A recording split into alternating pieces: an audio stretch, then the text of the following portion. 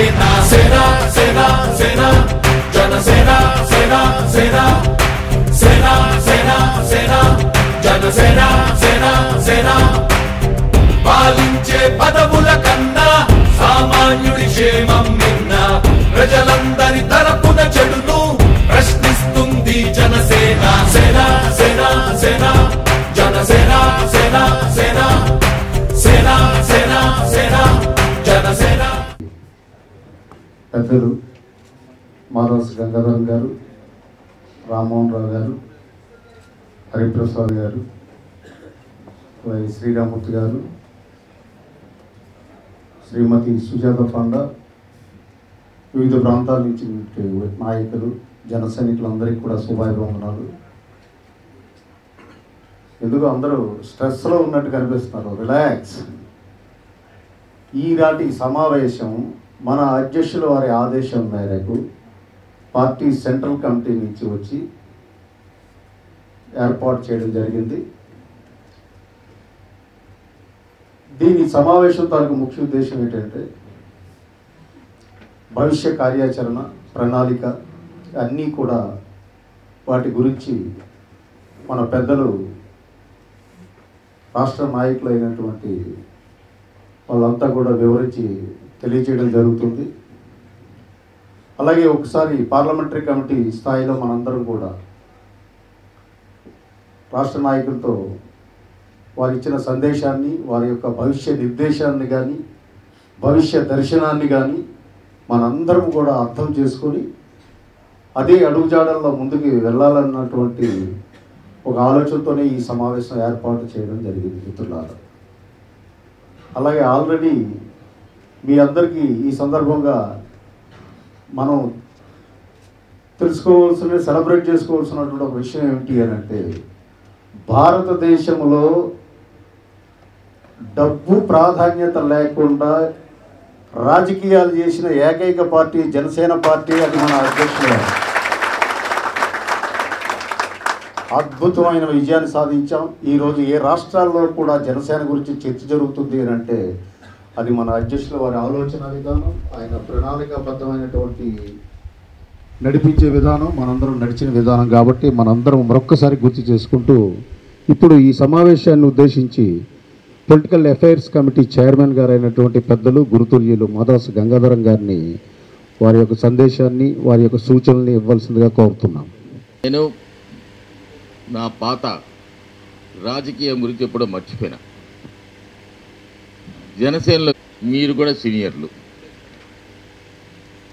నేను మొట్టమొదటిగా ఆ కుటుంబం నాకు తెలిసినా కానీ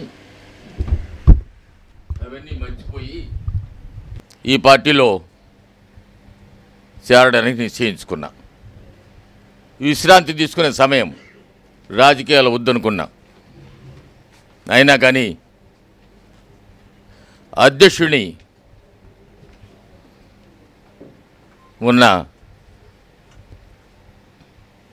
నిబద్ధత చూసి ఈ వయసులో కూడా మళ్ళీ వచ్చే వారికి సాయపడితే మంచిదేమో ఉద్దేశంతో కూడా రావడం జరిగింది.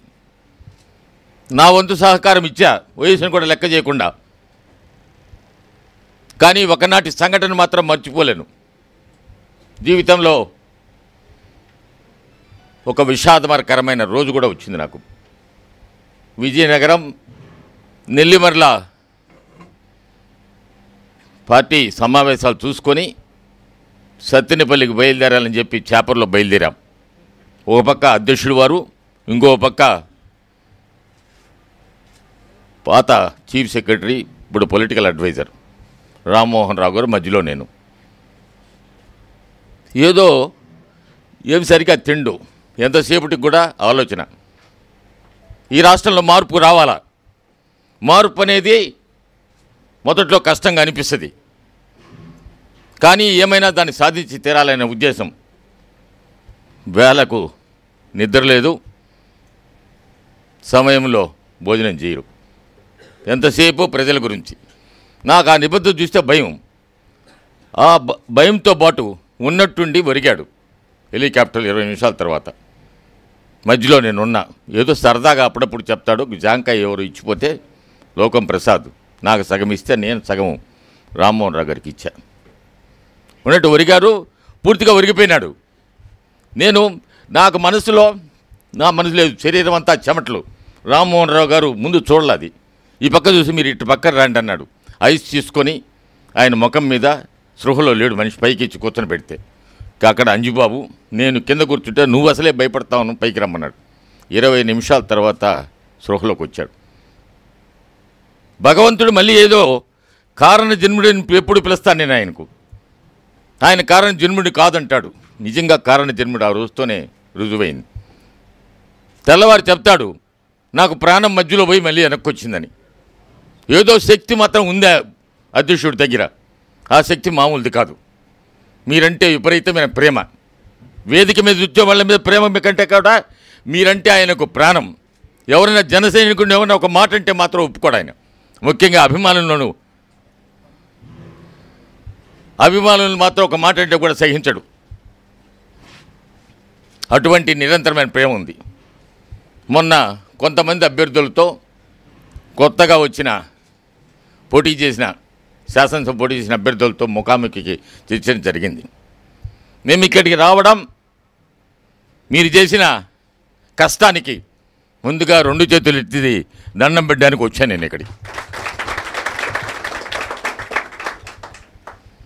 ఎవరో శాసనసభకు అభ్యర్థి అయితేనే మాత్రం వారు పెద్ద కాదు, స్టేజ్ మీద కూర్చుంటే మాట్లాడుకోవడం మేము కూడా పెద్ద కాదు. ఆయనకు ఊపిరి ప్రాణము అంతా మీరే జనసైనికులే, దాంతోనే ఆయన ముందుకెళ్తున్నాడు. అటువంటి తరుణంలో ఇక్కడికి రావడానికి రాజకీయ సలహాదారు రామ్మోహన్ రావు గారు చెప్పారు, ఒకసారి అందరినీ కలిసి వస్తాం సార్.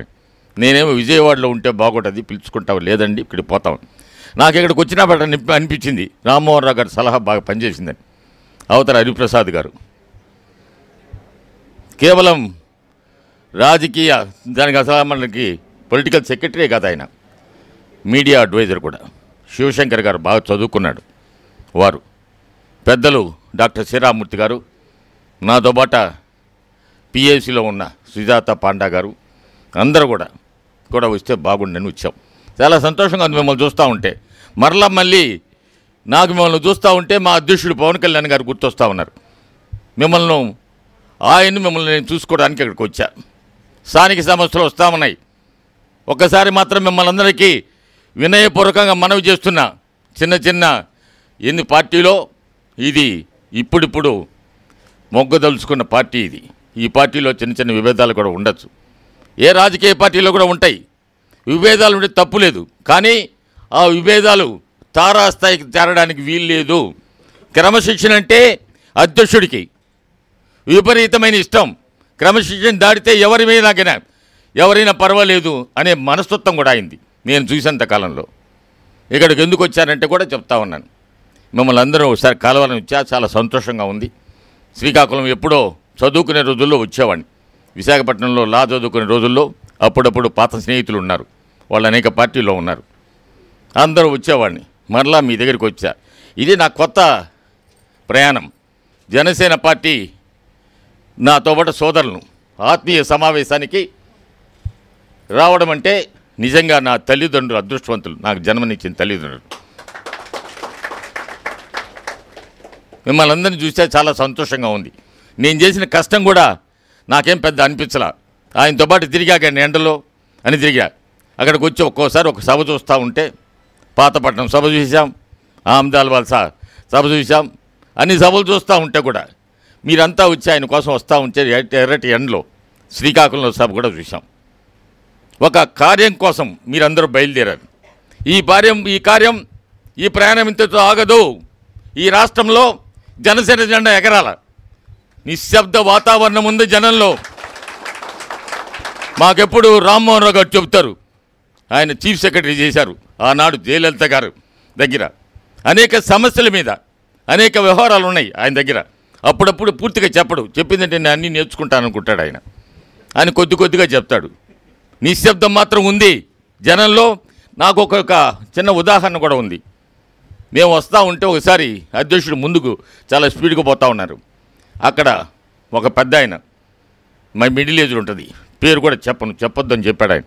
నాకు కూడా నా కార్డు మామూలు కార్డు చూసి కార్డు చూసి కార్డు చూడకుండా పంపిస్తూ ఉన్నాడు.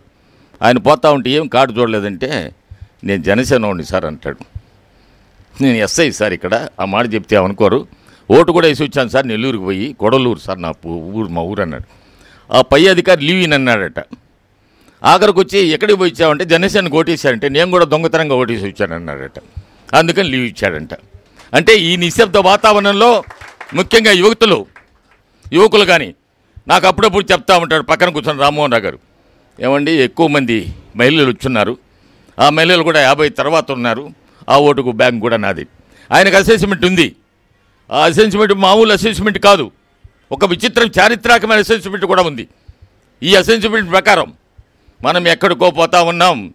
నాకు ఇంకా నమ్మకం ఉంది, నా రాజకీయ అనుభవంలో 30 సంవత్సరాల అనుభవంలో తప్పకుండా జనసేన జెండా మాత్రం అమరావతిలో ఎగిరేదానికి, ఈ రాష్ట్రంలో తప్పకుండా ఒక మంచి పాలన వచ్చేదానికి అవకాశాలు కూడా ఉన్నాయి. ఆ అవకాశాలు మనిషి ఒకటే చెప్తాడు. ఆయన అన్నాడు, ముఖ్యంగా అధ్యక్షుడితో ప్రయాణం చేయడం మొదట్లో చాలా కష్టంగా ఉంటుంది. నేను మొదట్లో అనుకున్నా నేను చేయగలుగుతున్నా ఇంత బట్టని. కొన్ని రోజులు ప్రయాణం చేస్తే మాత్రం అంతకంటే సంతోషం ఉండదు. ఆయన నిబద్ధత 100-150 కోట్ల రూపాయల ఆదాయం మొదలుకొని, కోట్ల రూపాయలు సంవత్సరానికి వదులుకొని ఇవన్నీ వచ్చి అక్కడ మీరు మంగళగిరిలో చూడండి, నులక మంచం మీద పడుకో ఉంటాడు. లేకపోతే ఆవులు ఉంటే ఆవుల దగ్గరికి పోయి అది పడుకో ఉంటే దాంట్లో పడుకొని హాయిగా ప్రశాంతంగా నిద్రపోతాడు. అది కూడా చూడండి ఏమవుతుందో, ఆ గోమాత కూడా ఆయన తలకాయ నాకుతూ ఉంటుంది. అటువంటి అవన్నీ చూస్తూ ఉంటే కూడా ఒక్కోసారి భయం వేస్తుంది. ఎందుకు వచ్చింది ఇదంతా అడిగా ఒకరోజు, ఎందుకు ఇంతలా ఆస్తిపడి ఉండేవాడికి నులక మంచి మీద పడుకోవడం ఎందుకు? పోరాట యాత్రకు వచ్చినప్పుడు అంబేద్కర్ భవనం బాత్రూంలో సరిగ్గా కమోడ్ పగిలి ఉంటుంది, పైన ఫ్యాన్ ఏమో, ఆ ఫ్యాన్ కానీ వేస్తే బయటికి వినపడుతుంది ఏదో ఇంజిన్ మోగినట్టు.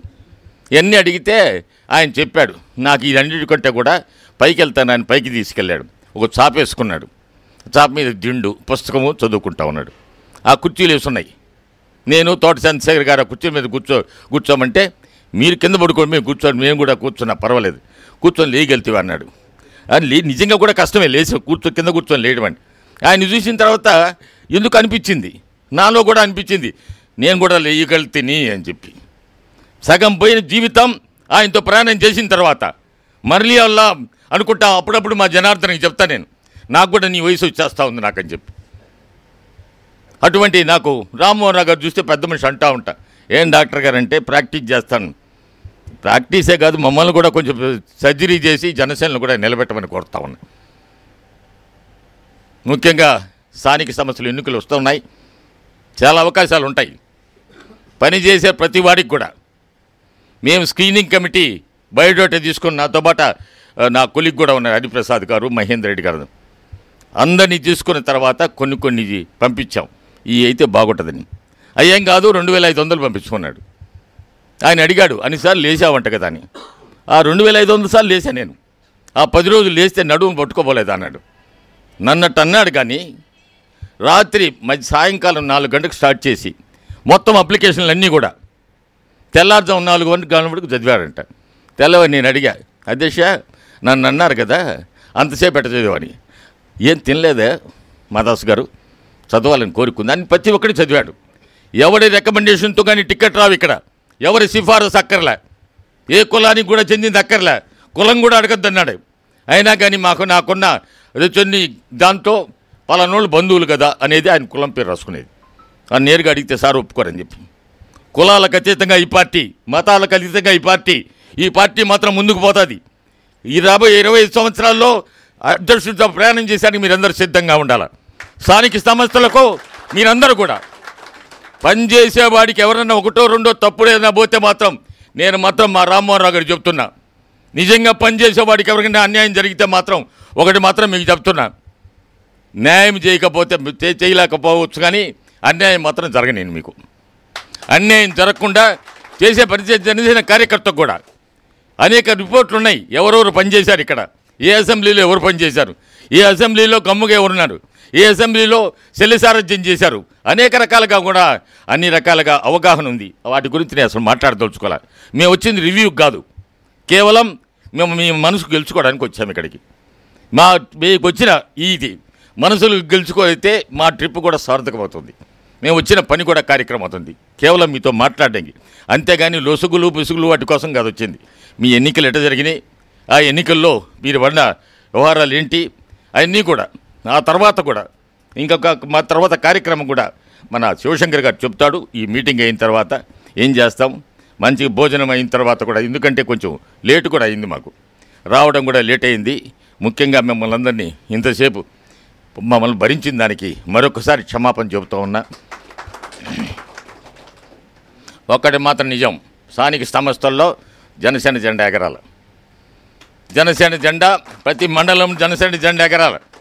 ఒకసారి చెప్తున్నాం, రాజకీయం డబ్బుతో కూడింది కాదు అని ఇప్పుడే కూడా మొదలుపెట్టాం. మార్పు మాత్రం కనపడింది మాకు. మార్పు కొంచెం కష్టంగానే ఉంటుంది, మొదట్లో మార్పు కనపడింది. ఆయనకైతే అధ్యక్షుడికి ఇంకా బాగా కనపడింది. మాకు అప్పుడప్పుడు చూసాం ఎక్కడ కూర్చున్నాడనేది. ఒక లేడీ అడిగింది నన్ను, డాక్టర్ అమ్మ, నేను చాలా తణుకు సార్, మా వాళ్ళంతా అంటారు మేమంతా చంద్రబాబు నాయుడికి వేస్తామని అని. అమ్మా మీరు కూడా అట్టే చేస్తారనుకుంటాను. లేదు, నేను మా అన్న మా నాయన అందరం కలిసి తణుకు మీటింగ్ కాడికి వచ్చారు. వాళ్ళు వచ్చి ఏమని చేస్తా జై జనసేన అనింది. ఎవరైనా అడుగుతా ఉన్నారు అధ్యక్షుడు. చెప్పండి, నేను తెలుగుదేశం అభిమాని సార్, మీకోసం వచ్చాను. నేనే కాదు, నా భర్త, నా అన్నదమ్ముడు, మా అమ్మ మా నాయన అందరూ జనసేనకి వేస్తారని. తెల్లవారు వాళ్ళ మీద చాలా ప్రెజర్ వచ్చింది. అక్కడ ఉన్న సిట్టింగ్ ఎమ్మెల్యే ఎట్టేస్తారని. వేసేదే ఏం చేస్తావు, మీ కూడి పెడతావు నువ్వా, అంత ఆస్తి పెట్టు.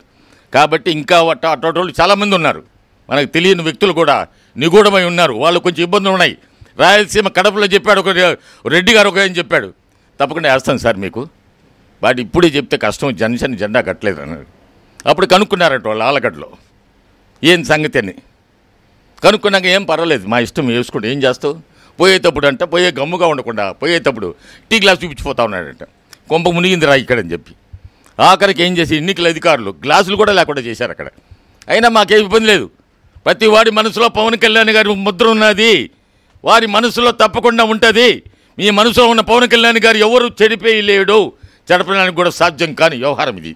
అటువంటివి అవగాహన చదువుకు వచ్చిన దానికి, ఈ ఆత్మీయ సమావేశానికి పాల్గొనే అవకాశం కల్పించిన ముఖ్యంగా జనసేన అధ్యక్షునికి, జనసేన పార్టీకి, ముఖ్యంగా శ్రీకాకుళం జనసేన కార్యకర్తలందరికీ కూడా నేను మిమ్మల్ని కోరేది ఒకటి, మీలో ఒక మంచి సోదరుడి కింద, వయసులో పెద్దవాడిని అన్న కింద, పెద్దవాడిని మన శ్రీరామమూర్తి గారు నన్ను తమ్ముడి కింద చూడమని, వీళ్ళంతా ఒక తమ్ముడి కింద చూడడం, సోదరిమలను అందరినీ కూడా చూసుకుంటూ మీ దగ్గర ఇటువంటి మంచి అవకాశం ఇచ్చిన మీ మనసులో అధ్యక్షుడితో పాటు నాకు కూడా ఒక మంచి స్థానాన్ని ఇవ్వాలని కోరుకుంటూ మీ దగ్గర సెలవు చేసుకుంటా. జై జనసేన. శంకర్ గారికి, సోదరి సుజాత గారికి, నా తోటి జన సైనికులందరికీ హృదయపూర్వక నమస్కారాలు. ఈ రోజున ఇక్కడికి రావడం చాలా సంతోషంగా ఉంది. ఇది రొటీన్ డైలాగ్ అయితే కాదు, ఎందుకంటే గత 3 ఏళ్ళుగా ఇదే సీజన్లో నేను శ్రీకాకుళం వస్తున్నాను. 2017లో ఔత్సాహికుల వేదిక కోసం, 18లో పోరాట యాత్ర ప్రారంభం సందర్భంగా, ఇప్పుడు ఈ రూపంలో ఇక్కడికి రావటం, మిమ్మల్ని అందరం కలుసుకోవటం చాలా ఆనందంగా ఉంది. ఇక్కడ చాలామంది గురించి నాకు తెలుసు, వారి కష్టం గురించి తెలుసు, వారి ప్రాంతంలో పార్టీ అభివృద్ధి కోసం ఎలా పనిచేస్తున్నారన్నది కూడా తెలుసు. ఇంకొక విషయం ఏంటంటే, మావిడి కృష్ణమూర్తి గారి చేతుల మీదుగా బొకే తీసుకోవటం. పోరాట యాత్ర సందర్భంగా మన ప్రీతమ నేత శ్రీ పవన్ కళ్యాణ్ గారు శ్రీకాకుళం వచ్చినప్పుడు ఆయనకి పాదాభివందనం చేయడం నాకు ఇంకా గుర్తుంది. ఆ రోజు కృష్ణమూర్తి గారు మన అధ్యక్షుడి మీద రాసిన పాట కూడా ఆ రోజు చాలా ఆనందపరిచింది.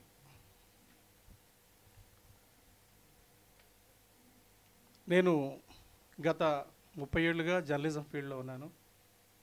రాజకీయాలను పరోక్షంగా పరిశీలిస్తూనే ఉన్నాను. రాజకీయాలన్నా, రాజకీయ నేతలన్నా జనాల్లో ప్రజల్లో ఒక చిన్న చూపు, ఏహ్యభావం వస్తున్న తరుణంలో శ్రీ పవన్ కళ్యాణ్ గారు జనసేనను స్థాపించి మళ్ళీ రాజకీయాలకు ఒక గౌరవాన్ని తీసుకొచ్చారు. రాజకీయాల్లో పనిచేసే వ్యక్తులకు ఒక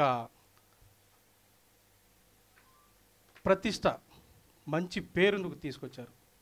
ఒకప్పుడు రాజకీయాల్లో పనిచేస్తున్నామని చెప్తే ఎవరితో అన్నా ఒక రకంగా చూసేవారు. అయితే ఈ మధ్యకాలంలో నా స్వీయ అనుభవం, ఎవరితో అన్నా మీరు ఏం చేస్తున్నారంటే నేను జనసేనలో పనిచేస్తున్నానంటే వాళ్ళల్లో ఒక గౌరవ భావం వారి ముఖంలో వారి కళ్ళల్లో కనిపిస్తుంది. అటువంటి గౌరవభావం కల్పించిన ఈ జనసేనకు, ఈ పార్టీ అధ్యక్షుల వారికి సదా మనమంతా రుణపడి ఉండాలి. ఈ గౌరవాన్ని ముందుకు తీసుకెళ్ళడం మనందరి చేతుల్లో ఉంది. అది ఎలా అంటే జనసేనకి పట్టం కట్టడం. అసెంబ్లీ ఎన్నికలు అయిపోయినాయి.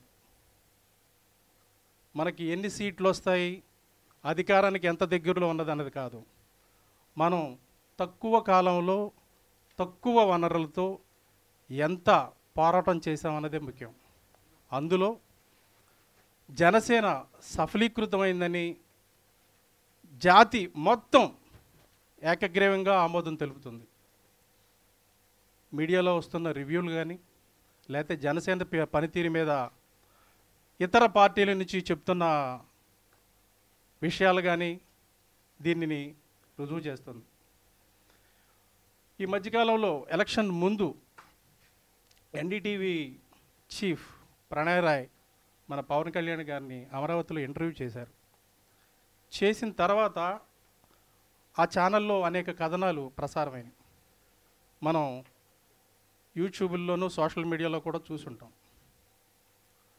ఈ రాష్ట్రంలో మార్పు తీసుకురావడానికి పవన్ కళ్యాణ్ గారు చేసిన కృషి ఫలించినట్లేనని ప్రణయ్ రాయ్ గారు ఆయన టీవీ ప్రసారాల్లో మాట్లాడారు.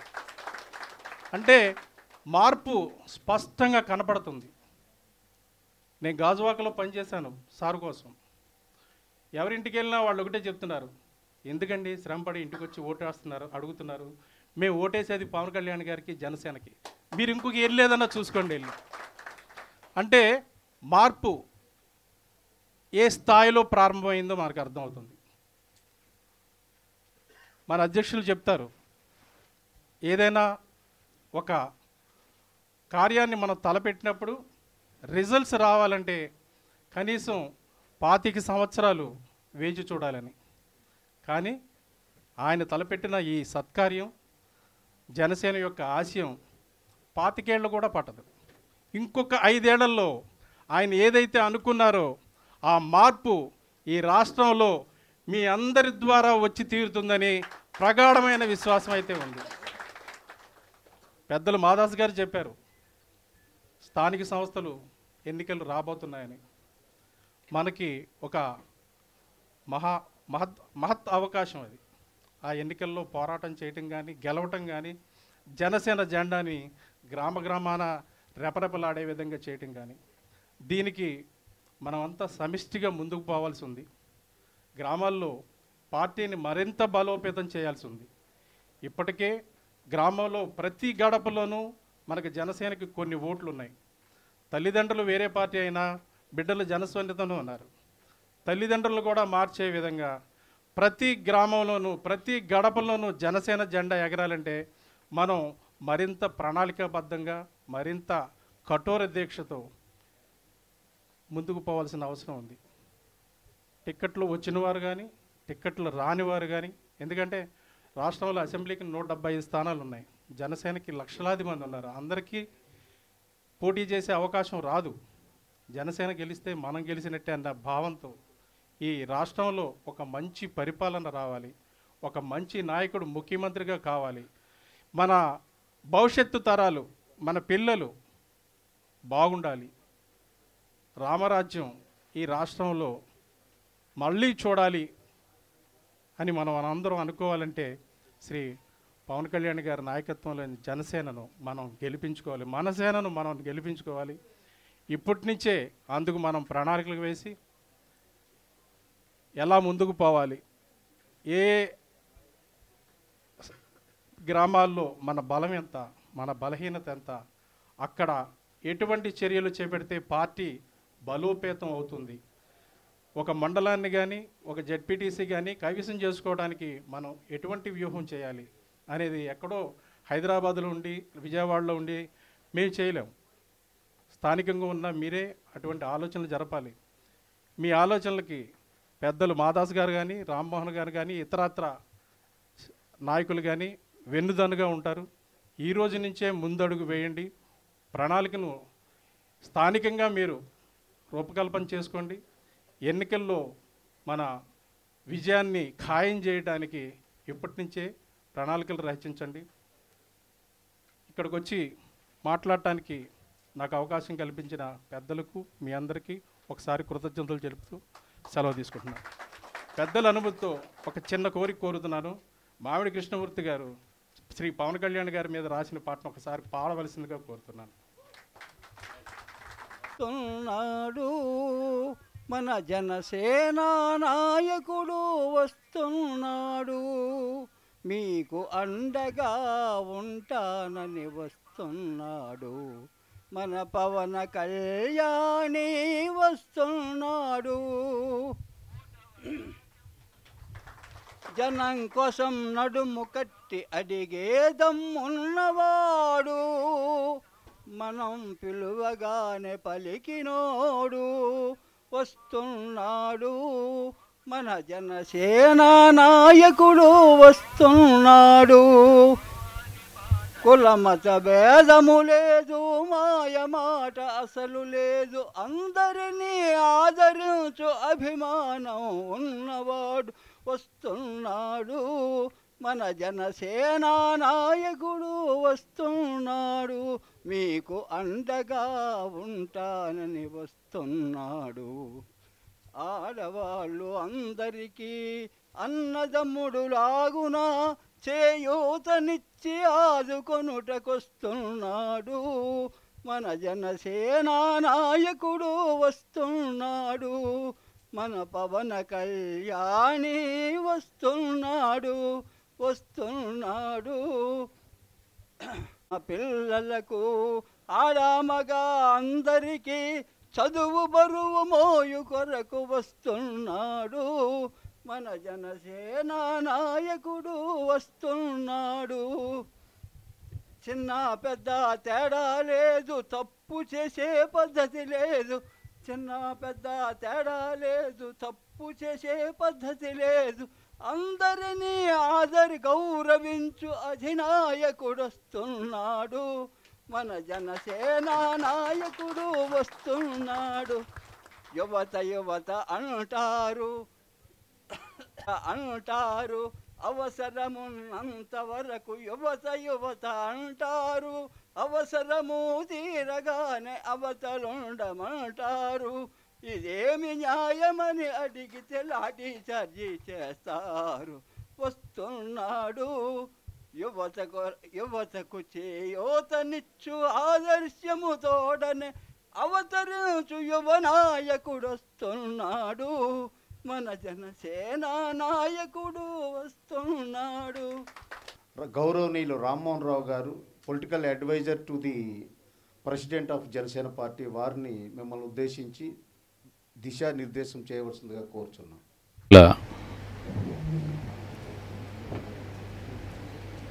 పార్లమెంటరీ జనసేన కార్యకర్తల ఆత్మీయ సమావేశం ఈరోజు మనం ఇక్కడ జరుపుకోవటం ఎంతో సంతోషంగా ఉంది. ఈ సమావేశానికి అధ్యక్షత వహిస్తున్నటువంటి శ్రీ శివశంకర్ గారు, మన political affairs committee chairman Shri Madas Gangadharam garu, political secretary Shri Hariprasad garu, political affairs committee member Shrimati Sujatha Panda, ఈ పార్లమెంటరీ కమిటీ సెక్రటరీ అయినటువంటి డాక్టర్ శ్రీరామూర్తి గారు,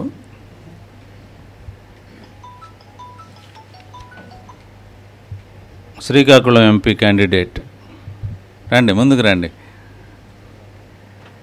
Shri Metta Ramarao garu, Srikakulam assembly constituency contesting candidate Korada Sarveswararao garu, Narasannapeta assembly అభ్యర్థి శ్రీ మెట్టా వైకుంఠరావు గారు,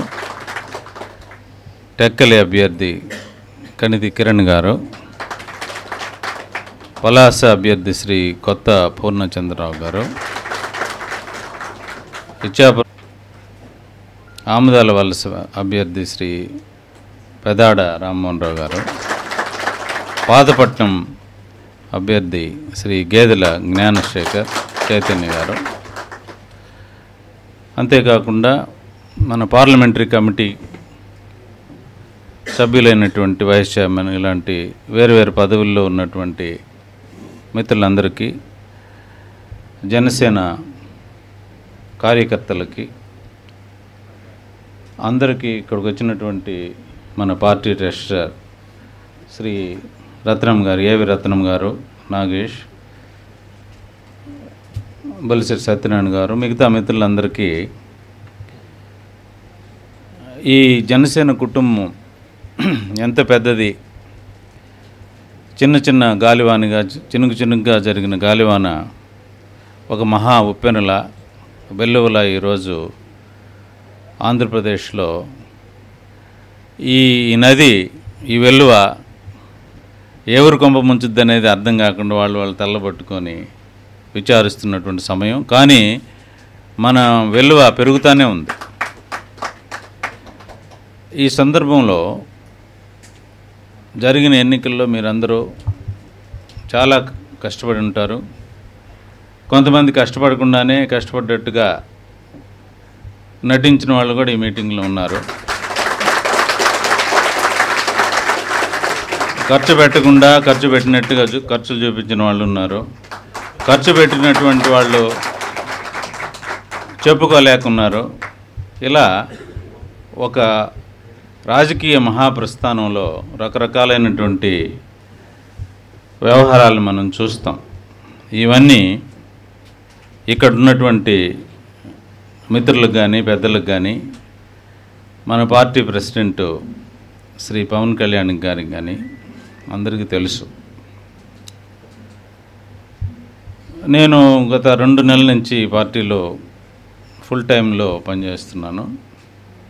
ఈ సందర్భంలో ఎంతోమంది జనసేన పెట్టిన గత 5 సంవత్సరాలుగా పనిచేస్తున్నటువంటి వాళ్ళు ఉన్నారు. పోరాట యాత్రలో పనిచేసినటువంటి వాళ్ళు ఉన్నారు. ఈ పార్లమెంటరీ అసెంబ్లీ ఎలక్షన్స్లో పనిచేసినటువంటి వాళ్ళు ఉన్నారు. అందులో కార్యకర్తల నుంచి పెద్ద వ్యాపారవేత్తల వరకు నన్ను పలు సందర్భాల్లో కలవటం జరిగింది. కార్యకర్తల్లో మాత్రం జనసేన మీద కానీ జనసేన అధ్యక్షులైనటువంటి శ్రీ పవన్ కళ్యాణ్ గారి మీద కానీ ఎటువంటి సందేహం లేదు. మనం గెలుస్తామా లేదా అని మీరు ఎవరు ఆలోచించలేదు. కానీ పార్టీకి సీట్లకు వచ్చినటువంటి వాళ్ళు, లేకపోతే ఈ పార్టీలో చేరదామా, సీట్ తీసుకుందామా వద్దా, ఇలా ఎంతోమంది ఎన్నో సందేహాల్ని, సంకోచాలని, అవసరమైతే నాకు కూడా సందేశాన్ని ఇచ్చినటువంటి వాళ్ళు ఎంతోమంది ఉన్నారు. వాళ్ళందరికీ నేను మొదట చెప్పిన దానికి తర్వాత చెప్పేదానికి చాలా తేడా ఉంది. కానీ బేస్ లైన్ ఒకటే.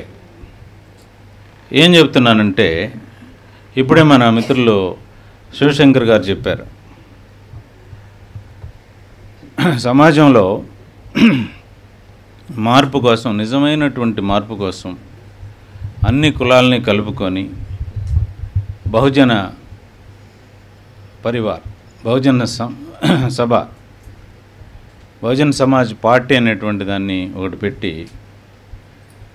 శ్రీ కాంశీరామ్ గారు ఎంత కష్టపడ్డారో, ఆయనతోటి నాకు 92, 92, 93, 94 4-5 సందర్భాల్లో నేను చెన్నైలో ఉన్నప్పుడు ఆయనతోటి నేను 5-6 బ్రేక్ఫాస్ట్ మీటింగ్స్ చేసిన సందర్భాలు ఉన్నాయి. అప్పటికే ఆయన చాలా దూరం ప్రయాణం చేశారు. అది నేను ఇంతవరకు కాంశీరామ్ గారికి నాకు ఉండేటువంటి అసోసియేషన్ ఎక్కడ బయట చెప్పలేదు, ఎందుకంటే ఇప్పుడు అవసరం లేదు, is no more, party Mayawati garu నడుపుతున్నారు. కానీ మద్రాసు అంటే చెన్నై వచ్చినప్పుడు ప్రతిసారి వీలైనప్పుడల్లా నేను ఆయన బ్రేక్ఫాస్ట్ మీటింగ్లో కలిసేవాడిని. ఒక 1 hour 2 hours, నేను చెప్పేది 80 ఒక 25 26 27 సంవత్సరాల ముందు. ఇప్పుడు మన పార్టీ ప్రెసిడెంట్ శ్రీ పవన్ కళ్యాణ్ గారు ఎంత తపన పడుతున్నాడో, ఆయనతోటి 2 నెలలు 3 నెలలు ప్రయాణంలో నాకు బాగా తెలుసు. కాంశీరామ్ గారి యొక్క ఆలోచన విధానం 94 ఎలక్షన్స్లో నేను అప్పుడే ఈ బహుజన్ సమాజ్ పార్టీకి ఒక చిన్న మేనిఫెస్టో రాసి పంపించాను. అది ఒక దళిత రీసెర్చ్ వింగ్ అని ఉండేది మద్రాసులో. అంటే బేస్ లైన్ ఒకటే, సమాజంలో ఉన్నటువంటి అన్ని కులాలని కలుపుకొని రాజకీయం నడపాలి, అందరికీ ఏదో ఒక విధమైనటువంటి రాజకీయ ప్రాతినిధ్యం కల్పించాలనేది. అంటే పొలిటికల్ ఎంపవర్మెంట్ లేకుండా ఏ కులం, ఏ వర్గం, ఏ మతం ముందుకు పోయే అవకాశమే లేదు. ఎకనామిక్ మనకి స్కూల్స్లో అంటే ఎడ్యుకేషనల్ ఇన్స్టిట్యూషన్స్లో రిజర్వేషన్స్ ఉన్నా, ఉద్యోగాల్లో రిజర్వేషన్స్ ఉన్నా, బ్యాంకు రుణాల్లో ప్రిఫరెన్స్ ఉన్నా, ప్రయారిటీస్ ఉన్నా, ఇవి కొంతవరకే హెల్ప్ చేస్తాయి. అంటే 100% హెల్ప్ చేయాల్సింది 10% హెల్ప్ చేస్తాయి కొన్ని వర్గాల్లో, కొన్ని వర్గాల్లో 5% హెల్ప్ చేస్తాయి. కానీ ఒక 1915 మన రిపబ్లిక్ని, ఇండియన్ కాన్స్టిట్యూషన్ వచ్చినప్పటి నుంచి రిజర్వేషన్స్ ఉన్నాయి. అందులో ఎస్సీ ఎస్టీలకు రిజర్వేషన్స్, అప్పుడు కూడా పొలిటికల్ రిజర్వేషన్, అంతకు ముందు కూడా పొలిటికల్ రిజర్వేషన్స్ డాక్టర్ అంబేద్కర్ గారు సాధించారు. ఆ తర్వాత కూడా ఆయన పొలిటికల్ రిజర్వేషన్ గురించి ఆ రాజ్యాంగ సభలో ఎన్నో చర్చలు జరిగాయి. ఈ 75 years 80 90 years వరకు నుంచి రిజర్వేషన్స్ ఉన్నాయి. అదేవిధంగా బ్యాక్వర్డ్ క్లాసెస్కి 100 సంవత్సరాలకు రిజర్వేషన్స్ ఉన్నాయి. జస్టిస్ పార్టీ 1921 నుంచి ఇప్పుడు ఉండేటువంటి బీసీ వర్గాలు, ఇప్పుడు ఏ ఏ కులాలు ఇప్పుడు బీసీ వర్గాలకు ఇక్కడ నిర్ణయించబడ్డాయో ఇవన్నీ కూడా 1921 జీవోలోనే మెడ్రాస్ ప్రెసిడెన్సీలోనే ఉన్నాయి. ఈ బీసీ రిజర్వేషన్స్ ఇప్పుడు కొత్తగా ఈ ప్రభుత్వం కల్పించింది కాదు, ఆ ప్రభుత్వం కల్పించింది కాదు. 1921 జీవోలోనే ఇప్పుడు ఏ ఏ కులాలు బీసీలుగా నిర్ణయించబడ్డాయి, 1-2 అప్పుడు లేనటువంటి ఇప్పుడు ఇంక్లూడ్ అయి ఉంటాయి. ఇప్పుడు ఉన్నటువంటి తర్వాత అప్పుడు తీసివేయబడ్డాయి, ఇప్పుడు వచ్చి ఉండొచ్చు. కొన్ని ఒక 5% మార్జినే ఉండి ఉంటుంది. ఈ కథ అంతా నేను ఎందుకు చెప్తున్నానంటే, మనది రాజకీయ పార్టీగా ఎదుగుతున్నటువంటి దశ. ఇందులో మీకు అందరికీ కూడా మీరు చాలా అదృష్టవంతులు. ఎందుకంటే మీరు పనిచేసేటువంటి జనసేన పార్టీ, ఇప్పుడు మనమందరం పనిచేస్తున్నటువంటి జనసేన పార్టీ ఫస్ట్లోనే టేక్ ఆఫ్ పార్టీ. అది తర్వాత ఈ పార్టీకి లభించినటువంటి నాయకత్వం, అంటే నాయకత్వం అంటే ఇక్కడ నాయకులు శ్రీ పవన్ కళ్యాణ్ గారు ఒక అసాధారణమైనటువంటి వ్యక్తి. మాదాస్ గారు చెప్పిన టోన్లో నేను చెప్పకపోయినా, నేను చెప్పే టోన్లో ఏమిటంటే, నేను ఎంతోమంది గత 35 సంవత్సరాలుగా, అంతకుముందు కూడా నాకు పొలిటికల్ అనుభవం ఉంది. ఐఏఎస్లోకి రాకముందు కూడా నేను ఒక ముఖ్యమైన పార్టీలో ప్రధాన పాత్ర వహించినటువంటి వ్యక్తిని. అప్పటి నుంచి ఇప్పటి వరకు నాకు రాజకీయ అనుభవం ఉంది. దాదాపు 4-5 చీఫ్ మినిస్టర్స్ దగ్గర నేరుగా, అంటే 1-to-1 పనిచేసినటువంటి వాడిని, వాళ్ళ ఆలోచన విధానం తెలిసినటువంటి వాడిని, వాళ్ళ ఆలోచన విధానాన్ని కొంతవరకు మార్చగలిగినటువంటి పరిస్థితిలో కూడా ఉన్నవాడిని.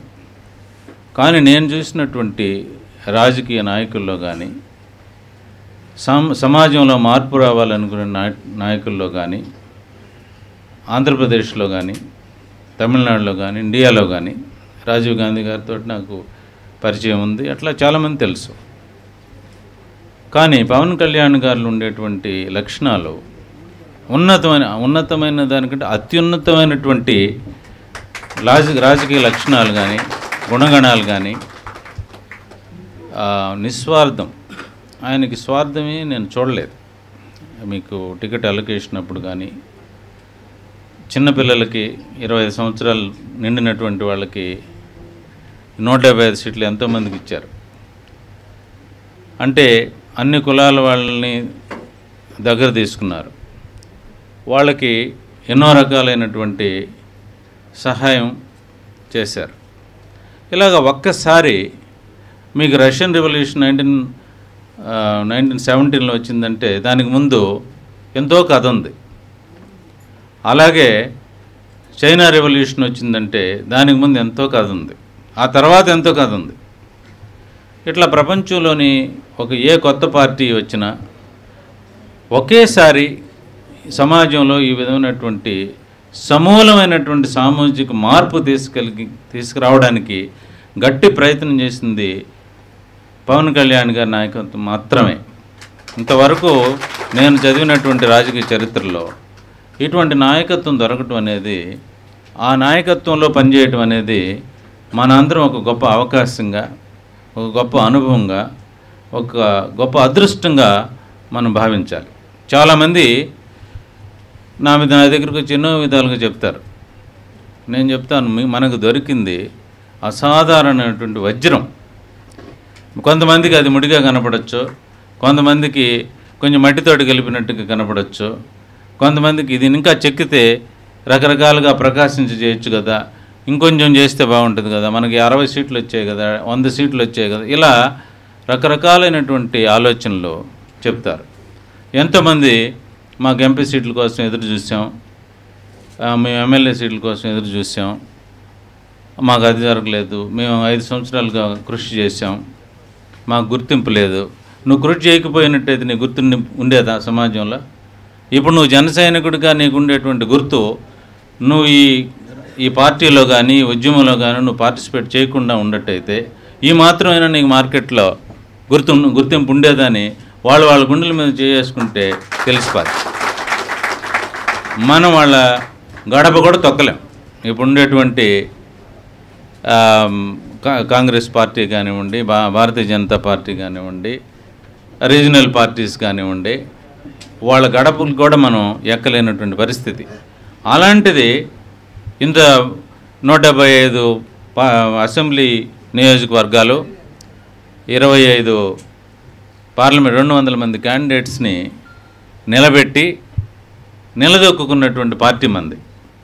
ఇది మీరు ఇప్పుడు ఒక ఎమ్మెల్యే సీటు రావాలంటే, అంటే ఇక్కడ ఉండే వాళ్ళని నేను ఎవరిని ఉద్దేశించి నేను మాట్లాడటం లేదు, దయచేసి నేను జనరల్గా మాట్లాడుతున్నా.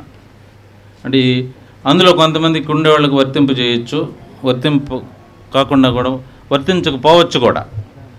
నేను చెప్పేది ఏంటంటే 200 మందిని దృష్టిలో పెట్టుకొని జనరల్ ప్రిన్సిపల్స్, ఇది ఒక పొలిటికల్ క్లాస్గా తీసుకొని నేను మాట్లాడుతున్నాను. ఎందుకంటే మనకి ఇంకా ఒక పద్ధతి, ఒక విధానం మనం నిర్ణయించుకోవాల్సినటువంటి సమయం ఇది. ఇంతవరకు ఉద్యమ స్ఫూర్తిగా వచ్చింది, తర్వాత రాజకీయ పార్టీగా పరిణామం చెందింది. రాజకీయ పార్టీగా పరిణామం చెందే సందర్భంలో మనకు కావలసినటువంటిది విపరీతమైనటువంటి క్రమశిక్షణ, ఒక పద్ధతి, ఒక కట్టుబాటు. అదేవిధంగా మనం చేసేటువంటి ఒక నిర్ణీత ఉద్దేశం, మనం ఏ దశ వైపు మనం ప్రయాణించాలి, దానికి సంబంధించినటువంటి క్రమశిక్షణ మనకు కావాలి, దానికి సంబంధించినటువంటి కట్టుబాటు మనకు కావాలి. దానికి సంబంధించిన మనం తీసుకోకపోతే జీవితంలోనూ సక్సెస్గా మన తల్లిదండ్రులు చాలామంది పిల్లలకి ఈ అబ్బాయికి కొడుకుని కన్నానే కానీ ఈ అబ్బాయికి బాధ్యత లేదు, లేకపోతే ఇతను సరిగ్గా చదువుకోవట్లేదు, అక్కడ తిరుగుతున్నాడు ఇక్కడ తిరుగుతున్నాడు అనేదాన్ని జనసేనలు తిరిగే పిల్లల గురించి కూడా చాలామంది తల్లిదండ్రులు మొదట్లో అట్లాగా అనుకున్నారు. ఎప్పుడైతే మన పవన్ కళ్యాణ్ గారు ఓపెన్ అవుతున్నారో ఈ తెర పైకి లేవంగా ఈ విశ్వరూపం తెలుసుకొని వచ్చారు ప్రజలు. ఈ జనసేన విశ్వరూపం కొంచెం కొంచెంగా పైకి రావడం మొదలుపెట్టింది. అప్పుడు ప్రజల్లో లాస్ట్ 1 వీక్లో ఎలక్షన్స్లో లాస్ట్ 1 వీక్లో చాలా తీవ్రమైనటువంటి మార్పులు మీకు తెలిసి ఉండొచ్చు, తెలియకపోయి ఉండొచ్చు. శ్రీకాకుళం జిల్లాలో అక్రాస్ ది స్టేట్ అలాంటి మార్పు జరిగింది. అందువల్ల ఏంటంటే మనం ఒక పార్టీలో కార్యవర్గ సభ్యులుగా కానీ లేకపోతే శ్రేయోభిలాషులుగా కానీ ఉన్నప్పుడు మనకు కావాల్సింది క్రమశిక్షణ, కర్తవ్య నిర్వహణ. ఈ కార్యక్రమాన్ని మనం తీసుకున్నప్పుడు మనం ఇది ఎలా సాధించాలి, ఇటువంటి రాజకీయ అవకాశం మనకి కల్పించినటువంటి జనసేన పార్టీ, ఆ జనసేన పార్టీ అధ్యక్షుల వారికి మనం అందరం కృతజ్ఞతలు చెప్పుకోవాల్సినటువంటి సమయం. ఇంకొకటి, ఈ రాజకీయ ప్రయాణంలో ఏమవుతుందంటే మనం అనుకుంటున్నాం ఇదేమి సాధించబోతుంది, దీనికి ఎందుకు వచ్చాం, ఇందులో మనం ఇంత ఖర్చు పెట్టాం, ఇంత కష్టపడ్డాం అనుకునేటువంటి వాళ్ళు ఉన్నారు. ఏమైనా సరే పవన్ కళ్యాణ్ గారితో మనం ప్రయాణం చేసి తీరాలి అని అనుకునేటువంటి వర్గం ఎక్కువగా ఉంది. జనసేన ఈ సైన్యం రోజు రోజుకి పెరుగుతుందనేది మన అందరికీ తెలుసు. ఈ పెంపుదల ఎలా చేయాలి, జరిగినటువంటి అసెంబ్లీ ఎలక్షన్స్లో కానీ పార్లమెంట్ ఎలక్షన్ జరిగినటువంటి కార్యక్రమాలని మనం కాన్స్టిట్యున్సీ నియోజకవర్గం, ఒక్కొక్క నియోజకవర్గాన్ని మేము సపరేట్గా కలుస్తాం, మీ యొక్క అభిప్రాయాలను తెలుసుకుంటాం, ఎలా జరిగింది, ఎలా జరగవలసింది, ఎలాంటి మిస్టేక్స్ జరిగాయి, మనం ఏ స్థాయిలో ఉన్నాం అనేది తెలుసుకుంటాం. ఇంతమందిలో ఒక్కొక్క నియోజకవర్గాన్ని గురించి మాట్లాడటం కష్టం. దానికి ముందుగా రాబోయేటువంటి local body elections, panchayati elections, municipality elections, అలాగే మున్సిపల్ కార్పొరేషన్ ఎలక్షన్స్, ఇలా శ్రీకాకుళం జిల్లాలో అంటే ఈ పార్లమెంటరీ కాన్స్టిట్యున్సీ గురించి మనం మాట్లాడుతున్నప్పుడు దాదాపు 715 పంచాయతీలు ఉన్నాయి. ఇందులో 50% రిజర్వేషన్కి పోద్ది, 50% జనరల్. అలాగే 6500 పైగా వెనక ముందుగా 6600 కార్పొరేట్స్ కానివ్వండి, వార్డు మెంబర్స్ కానీ ఉన్నాయి. ఈ పంచాయతీ ఎలక్షన్స్లో మన జనసేన పార్టీని ఎలా నిలదొక్కుకోవాలి, ఈ మెంబర్స్ మనం ఎలా వార్డు మెంబర్స్ అవ్వాలి, ఎలాగా విలేజ్ ప్రెసిడెంట్స్ అవ్వాలి, సర్పంచ్లు అవ్వాలి, ఎలాగ ఎంపీటీసీ మెంబర్స్ అవ్వాలి, ఎలాగ జడ్పీటీసీ మెంబర్స్ అవ్వాలి, ఎలా మండల ప్రెసిడెంట్స్ అవ్వాలి, వైస్ చైర్మన్ ఎలా అవ్వాలి, జిల్లా పరిషత్ చైర్మన్ ఎలా అవ్వాలి, జిల్లా పరిషత్ వైస్ చైర్మన్ ఎలా అవ్వాలి, మున్సిపల్ చైర్మన్ ఎలా అవ్వాలి, ఇదంతా ఎలా చేయాలి. ఇది జనసేన పార్టీ ఎలక్షన్ పార్టీగా కాదు.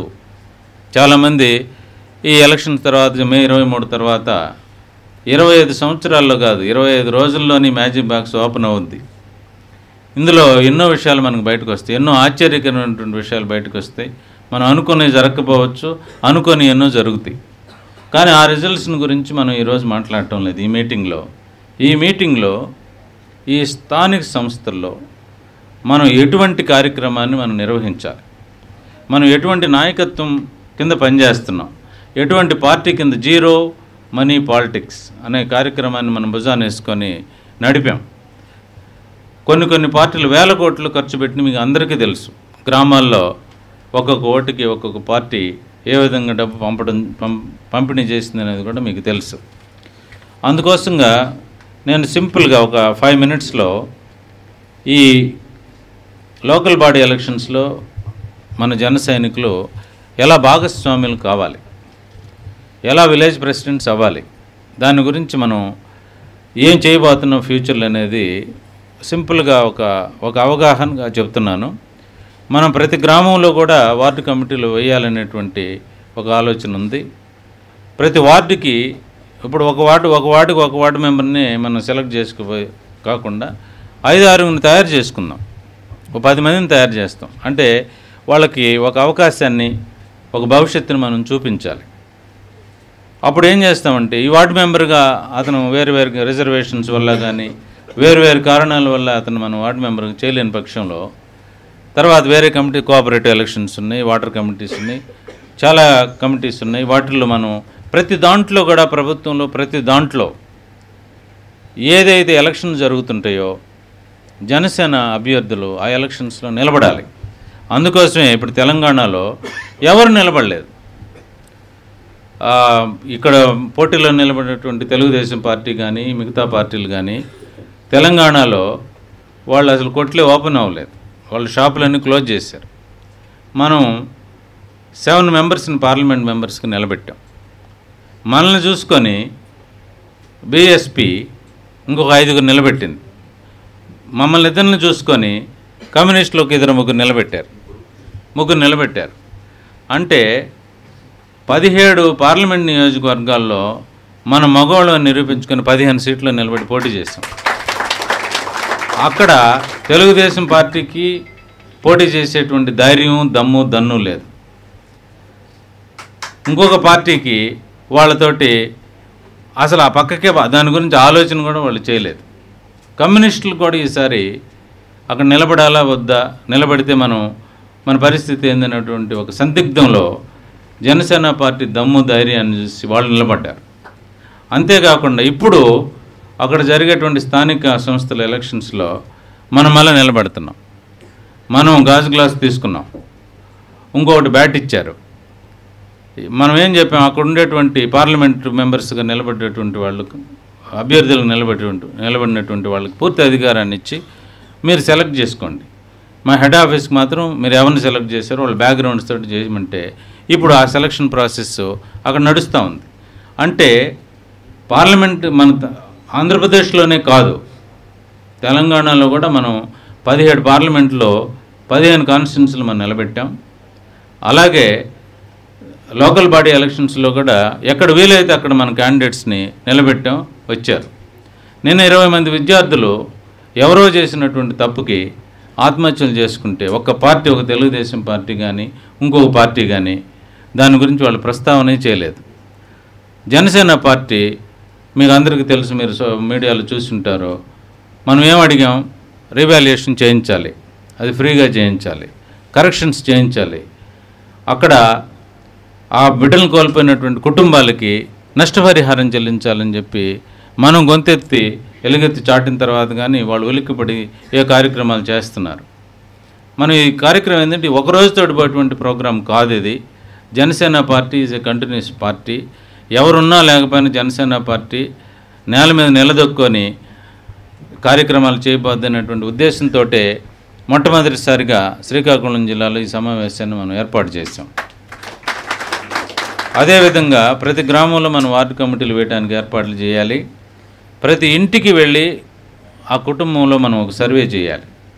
వాళ్ళ స్థితిగతులు ఏమిటి, వాళ్ళని మనం ఎలా మన జనసైన్యంలోకి ఎన్రోల్ చేయాలి, అదే కుటుంబ సమస్యల పేర్లు, వాళ్ళ మెంబర్స్ పేర్లు, కుటుంబంలో ఉండి పిల్లలు ఏం చదువుతున్నారు, ఇట్లా కంప్లీట్ వివరాలు, వాళ్ళ ఫోన్ నంబర్సు, వాళ్ళ సమస్యలు ఏమిటి, ఆ కుటుంబంలో కానీ ఆ గ్రామంలో కానీ ఎలాంటి సమస్యల్ని వాళ్ళు ఫేస్ చేస్తున్నారు, వాళ్ళ పబ్లిక్ ఇష్యూస్ ఏమిటి, డ్రింకింగ్ వాటర్ ప్రాబ్లం ఉందా, స్కూల్ ప్రాబ్లం ఉందా, డాక్టర్స్ ప్రాబ్లం ఉందా, లేకపోతే దోమల ప్రాబ్లం ఉందా, ఇలా రకరకాలైనటువంటి సమస్యలు ఉంటాయి.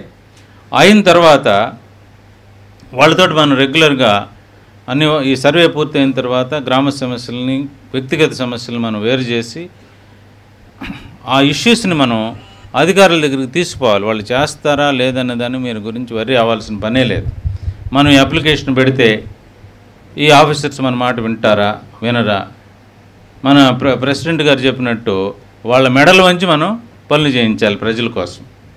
అది మన వాళ్ళు ఏం చేస్తారు చెప్పండి, ఏ ప్రభుత్వం అయినా ఏ వ్యక్తినైనా లాస్ట్ చేయించాల్సింది మర్డర్ చేయిస్తారు, అంతే కదా. ఎంతమందిని మర్డర్ చేయిస్తారు? మర్డర్ చేసేటువంటి సందర్భాలు వేరు, మనకు అలాంటి సందర్భాలు రావు. మహా అయితే ఏం చేస్తారు, మనల్ని బెదిరిస్తారు, లేకపోతే క్రిమినల్ కేసులు పెడతాం. క్రిమినల్ కేసులు పెడితే మీ గవర్నమెంట్ ఉద్యోగం, ఇప్పుడు మాత్రం గవర్నమెంట్లో ఉద్యోగాలు వచ్చినాయా? ఇప్పుడు ఎంతమందికి ఇక్కడ ఉండే పిల్లలకి గవర్నమెంట్లో ఉద్యోగాలు వచ్చాయి? ఇక్కడ మీ గవర్నమెంట్లో ఉద్యోగాలు రావు, లేకపోతే మీ మీద క్రిమినల్ కేసులు పెడతాం, మిమ్మల్ని ఏడిపిస్తాం, బెదిరిస్తాం అని తప్పిస్తే ప్రజాస్వామ్యంలో అంతకుమించి ఏ ప్రభుత్వం ఏ వ్యక్తిని ప్రజా సమస్యల కోసం పోరాటం చేసేటువంటి ఏ వ్యక్తిని బెదిరించలేరనేది నా రాజకీయ అనుభవంలో కానీ అడ్మినిస్ట్రేటివ్ అనుభవంలో కానీ నేను మీకు చెప్తున్నాను. దాని గురించి మనం భయపడాల్సినటువంటి పరిస్థితే లేదు. అదేవిధంగా జన సైనికులు అనేటువంటి వాడు ప్రజలకి అండదండగా, చేదోడు వాదోడుగా, అన్నదమ్ముల్లాగా పక్కనే ఉంటాడు. ఒక భగవంతుని ఎట్లయితే ఏదైనా వచ్చినప్పుడు అయ్యో భగవంతుడు అన్నట్టుగా ఒక సమస్య వచ్చినప్పుడు మన జన సైనికులు ఎక్కడున్నారో అనేటువంటి ఒక పరిస్థితిని మనం ప్రజల్లో అభిప్రాయాన్ని మనం ఏర్పాటు చేయాలి. కమ్యూనిస్టు మూమెంట్ వేరు, కమ్యూనిస్ట్ చేసినటువంటి ఉద్యమాలు వేరు. వాళ్ళు వ్యవస్థ మీద ఉద్యమాలు చేసి ఫెయిల్ అయ్యారు. మనం వ్యవస్థ మీద ఉద్యమం లాస్ట్ ఉద్యమం. మనం ప్రజల సమస్యల మీద, ప్రజలకు ఉండేటువంటి డే టు డే రొటీన్ మ్యాటర్స్లో ప్రజలతో ఐక్యమత్యమై వాళ్ళగా ఉండి మన కార్యక్రమం నిర్వహించడం వల్ల ప్రజలకు మనం దగ్గర అవుతాం. అదేవిధంగా దీర్ఘకాలంగా ఆ గ్రామాల్లో ఎటువంటి సమస్యలు ఉన్నాయి, ఇట్లా ప్రజలందరి యొక్క సమస్యల్ని, ఉద్యోగంలో ఏమైనా ఇష్యూస్ ఉన్నాయా, ఆరోగ్యంలో ఏమైనా ఇష్యూస్ ఉన్నాయా, ఇవన్నీ కూడా జన సైనికులు వాళ్ళతోటి సమ్మిళితమై వాళ్ళు మన గ్రామంలో ఉండేటువంటి మన ప్రజలు వాళ్ళ సమస్యల్ని ఇప్పుడు ఈ 70 సంవత్సరాలుగా ప్రెసిడెంట్ గారితో నేను అన్ని గ్రామాలు చూసాం, హెలికాప్టర్లో తిరిగాం, విలేజెస్లో ఎన్నో గ్రామాలు చూసాం. శ్రీకాకుళం నుంచి అనంతపురం వరకు చూసాం. గోదావరి జిల్లాలో ప్రతి ఊర్లో త్రాగునీటి సమస్య అంటాడు, డ్రింకింగ్ వాటర్ లేదంటాడు. గోదావరి జిల్లాలో డ్రింకింగ్ వాటర్ లేకపోవటం ఏంటి? లేకపోతే అక్కడ ప్రైమరీ హెల్త్ సెంటర్ పనిచేయట్లేదంట. ఇట్లా ఏ సమస్యల్ని ఏ ప్రభుత్వాలు నెరవేర్చలేదు. అందువల్ల మనమే మన సమస్యల్ని మనమే, జనసేన లక్ష్యం మనమే మన సమస్యల్ని తీర్చుకోవడానికి, మన సమస్యలు నెరవేర్చుకోవడానికి మనమే. అది ఎప్పుడు సాధ్యం అవుద్దంటే పొలిటికల్ ఎంపవర్మెంట్ వచ్చినప్పుడే. అంటే రాజకీయ అధికారం, మీరు ఒక వార్డు మెంబర్గా కానీ, ఒక విలేజ్ ప్రెసిడెంట్గా కానీ మనం ఆ రాజకీయ పదవుల్లో కూర్చున్నప్పుడే అతను ఏ వర్గానికి, ఏ కులానికి అతనికి డబ్బులు ఉన్నాయా లేదా, లేకపోతే వాళ్ళు ధనవంతుల, జనసేన పార్టీ అసలు చూడలేదు. మనమే జనమే మనం అన్నట్టుగా మన సమస్యలు మనం నెరవేర్చుకోవాలంటే మనం స్థానిక సంస్థల్లో ప్రతి సీట్లో మనం కూర్చోవాలి. దానికి సంబంధించినటువంటి కార్యాచరణ ప్రణాళిక మీరు తయారు చేసి మాకు ఇవ్వాలి. అప్పుడు మేము జనరల్గా ఆలోచన చేసి ఈ కార్యక్రమాలు చేయండి, ఇలా ఈ ఉద్యమాలు నిర్వహించండి, ఇలా మీరు మెంబర్షిప్ ఇంప్రూవ్ చేయండి, మీ ధైర్యంగా కార్యక్రమాలని చేయండి, మీకు ఏదైనా సమస్యలు వచ్చినప్పుడు మనం ఎదుర్కొంటాం అనేది ఆల్రెడీ మన ప్రెసిడెంట్ గారు దేశమంతా చెప్తా ఉన్నారు. మన ప్రెసిడెంట్ గారు శ్రీ పవన్ కళ్యాణ్ గారు ఈ ప్రభుత్వాలని, ఈ పార్టీలను ఎదుర్కొన్నట్టుగా రాజకీయ చరిత్రలో ఈ ప్రజాస్వామ్యులు ఎవరు ఎదుర్కోలేదు, ఎవరికి అంత దమ్ము ధైర్యం రాలేదు. మనకు ఒక్కరికి మాత్రమే ఈరోజు ఆంధ్రప్రదేశ్లో ఉంది, రేపు తెలంగాణలో ఉంది, రేపు దేశం మొత్తం మీద ఉంటుంది.